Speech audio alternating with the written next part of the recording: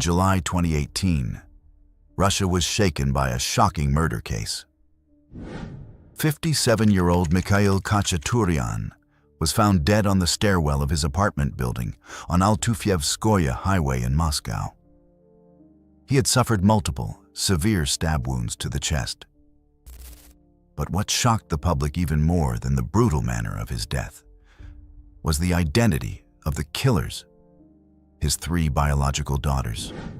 Maria, just 17, Angelina, 18, and Christina, 19.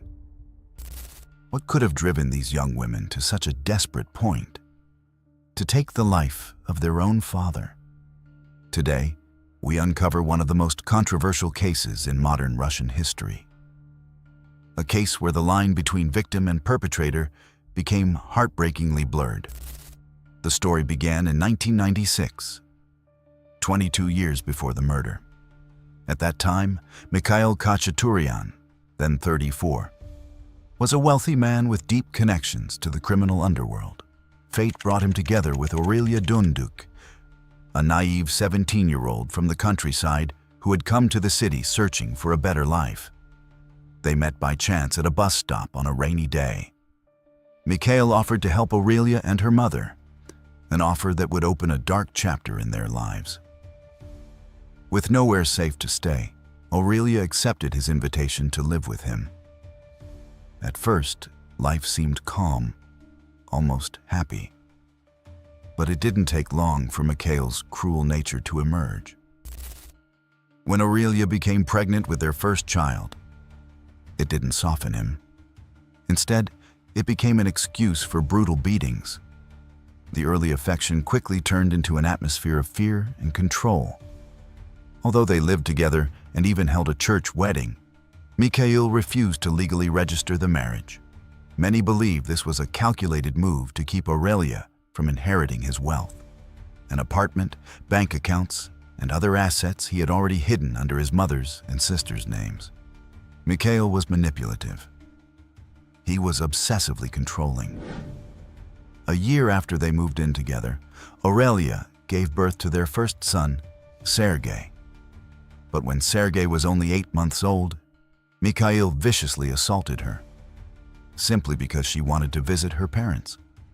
From that moment on, Aurelia was confined to the apartment for the next 5 years. During that time, Mikhail forced her into repeated pregnancies. Christina was born, then Angelina, then Maria. Exhausted from back-to-back pregnancies, Aurelia secretly began using birth control. When Mikhail found out, it triggered an even more terrifying chapter in her life. In his paranoia and inflated ego, he convinced himself he was infertile. He began accusing Aurelia of infidelity, insisting the children were not his. His violence escalated. Aurelia was cut off from all contact with the outside world. Even answering the phone was forbidden. Any act that displeased him brought savage beatings. She was utterly trapped, physically, financially, and emotionally. Forbidden to work, she had no income and became completely dependent on her abuser. There were moments when she tried to escape. Once she fled with little Sergei, desperate for help. But Mikhail's connections allowed him to track them down quickly. He threatened to kill them both if she ever tried again. Adding to her misery, Mikhail's entire family sided with him. His mother, sisters, and other relatives accused Aurelia of cheating and claimed she deserved punishment. No one came to her aid. Mikhail wasn't just a threat to his family, he was a menace to his neighbors as well. Once, after being told he had parked illegally, he replied with chilling words, "I'll send you all to the other world." He often carried a gun. He was ready to use violence against anyone who displeased him.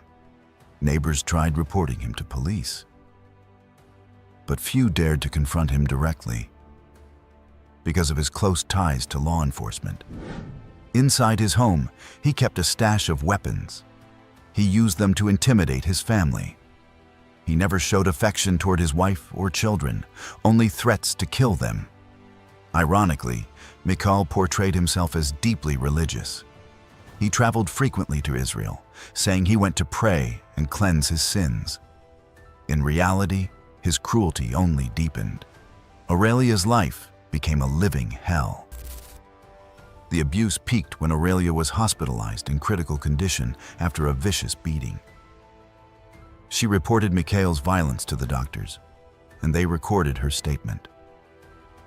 But no one protected her.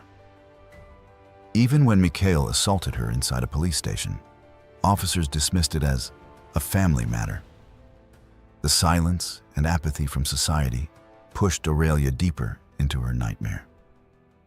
Over time, Mikhail's relationship with his eldest son, Sergei, collapsed completely. Obsessed with the idea that Sergei was not his biological child, Mikhail treated him with cold cruelty. At 16, Sergei was thrown out of the house. He slept on the streets or in stairwells. Sometimes, when Mikhail was away, Aurelia would secretly let him in, give him food and a place to rest. When Mikhail found out, he exploded in rage, threatening to kill them all. For the safety of his mother and sisters, Sergei left for good. Christina, Angelina, and Maria grew up in an atmosphere of suffocating fear and resentment. In their early childhood, they experienced brief moments of decent treatment from their father. But those moments never lasted. At school, teachers described the girls as cheerful, sociable, eager to learn. For them, school was the only refuge from the oppressive reality at home. Looking back at their childhood photos, it's hard to believe that behind those innocent smiles lay a life filled with suffering. The sisters' peaceful childhood did not last long. As they grew older, they were subjected to increasing control and violence from their father, Mikhail Khachaturyan. The small gatherings the girls held when Mikhail was away were merely fleeting attempts to relieve the pressure and find a brief moment of joy. These moments could never compensate for the daily terror they endured. In 2015, the situation escalated dramatically. After a heated argument, Mikhail drove their mother, Aurelia, out of the house, pointing a gun at her and threatening to kill her if she did not leave immediately. Cornered and terrified, Aurelia was forced to abandon her 3 teenage daughters. From that moment on, Mikhail forbade Aurelia from ever seeing them again. The sisters had no choice but to obey their father's every demand, fearful of provoking his rage. With Aurelia gone, Mikhail redirected all his control and abuse toward his daughters. He forbade them from going to school, turning them into slaves within their own home. They were made to cook, clean, and obey his every order. He installed an alarm system that, with the press of a button, would ring loudly in the girls' rooms, summoning them to serve him immediately, even in the middle of the night. He also placed surveillance cameras throughout the house to monitor their every move. Any act of defiance, no matter how small, was punished with beatings or shots from an air gun. On the rare occasions they attended school, the sisters often had visible bruises. Neighbors, friends, and teachers were aware of their situation, but no one dared to intervene. Mikhail even came to the school armed, threatening teachers. Only after the girls completely dropped out of school did the authorities open an investigation. Social services were contacted, but took no action. And when teachers visited the home, no one answered the door. There were no official reports to law enforcement, likely because everyone knew of Mikhail's close connections with the police.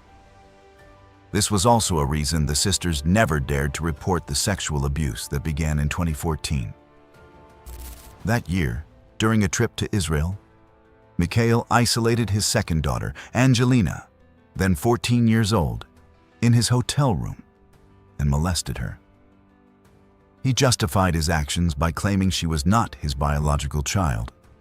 and telling her she would become his wife when she turned 18.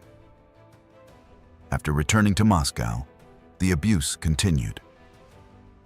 Aurelia's absence seemed to remove any restraint Mikhail once had, and his behavior became increasingly depraved. At one point, he even demanded that one of his daughters bathe with him. Later investigations and witness statements from the sisters' friends confirmed the severity of his abuse. Mikhail not only assaulted his daughters, but also sent explicit photos of himself to their friends. He often tried to isolate each girl, sometimes under the pretense of giving them a massage, but always with ulterior motives. The psychological toll was immense. One sister attempted suicide but was saved and taken to the hospital. Mikhail lied, claiming she had accidentally overdosed. The youngest, Maria, once refused to comply with his demand to enter his room under the excuse of helping him with a prostate condition. In a fit of rage, Mikhail drove her deep into the forest, forced her against a tree at gunpoint, and tried to make her submit. She resisted, and after several hours, perhaps out of a moment of remorse, he brought her home. The sisters had completely lost faith in the law. They had seen their father escape consequences many times because of his connections. With no money, no safe place to go, and Maria still underage, escape seemed impossible. Even if they fled, Mikhail's influence could bring them back. They decided to endure in silence, waiting until Maria turned 18 so they could try to find freedom together. But on July 27, 2018, a breaking point came. That day, Mikhail returned home in a foul mood after treatment at a psychiatric clinic. Enraged at the messy house and the girls' spending, he attacked them, spraying pepper spray into their faces. Christina, the eldest, who suffered from asthma, collapsed unconscious. That night, when Mikhail fell asleep in an armchair, the sisters decided to act. They retrieved a hammer from the tool shed and a knife from his car. Angelina took the hammer, Maria took the knife, and Christina, still weak from the asthma attack, held the pepper spray. They attacked, disorienting Mikhail. He tried to flee down the stairs, but Maria's knife pierced his chest, fatally wounding him. He collapsed on the staircase with 36 injuries. Neighbors heard the commotion, but did not call the police. They were used to violence in that apartment. Afterward, the sisters called the police themselves, initially claiming they killed him in self-defense. Soon after, they retracted that statement and told the full truth. The investigation revealed years of severe abuse: physical, psychological, and sexual. Medical records confirmed Mikhail suffered from serious psychiatric disorders, was under treatment, and had a history of aggression and emotional instability. 2 of the sisters were released after a short time, while Maria was deemed to have acted in a state of psychological distress during the incident. The case shocked Russia, becoming a symbol of the failures in protecting victims of domestic violence. Despite overwhelming evidence, Mikhail's paternal relatives defended him, insisting he was a good father and claiming the sisters killed him over financial disputes. This theory was quickly dismissed, as the sisters received no inheritance. Mikhail had transferred all assets to his mother and sisters long before his death.